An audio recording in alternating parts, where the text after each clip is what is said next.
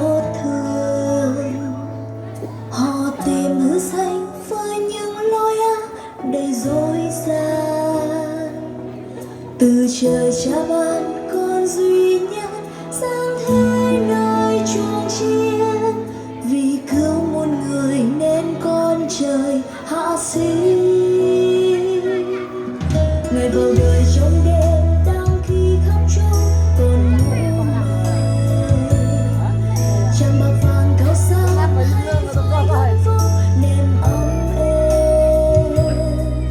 Ngài bằng lòng sinh ra trong mang có thiếu thốn bao nhiêu phần, tình yêu của Ngài lớn lao thật vô biên.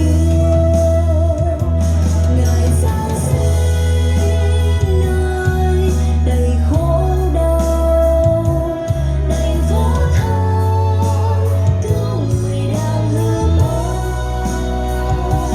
Nào hỡi anh, hãy về với Cha, đời tôi ta sẽ được nên tươi mới. Cùng đi với Ngài bước theo Cha, phước ân mãi luôn tuôn tràn muôn thu.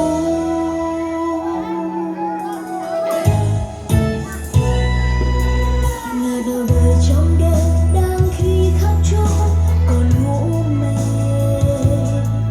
trăng bạc vàng cao sang hay với gấm vóc nệm ấm êm. Ngài bằng lòng sinh ra trong mang có thiếu thốn bao nhiêu phần, tình yêu của Ngài lớn lao thật vô biên. Ngài giáng sinh nơi đầy khổ đau, đành vỗ thang cứu người đang hư mất. Nào hỡi anh, hãy về với Cha, đời tôi ta sẽ được nên tươi mới. Cùng đi với Ngài bước theo Cha, phước ân mãi luôn tuôn tràn muôn thu. Ngài giáng sinh nơi đầy khổ đau, đành vỗ thang cứu người đang hư mất.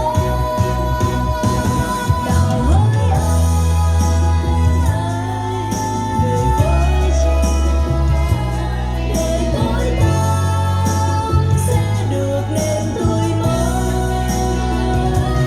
Cùng đi với Ngài bước theo Cha, phước ân mãi luôn tuôn tràn muôn thu.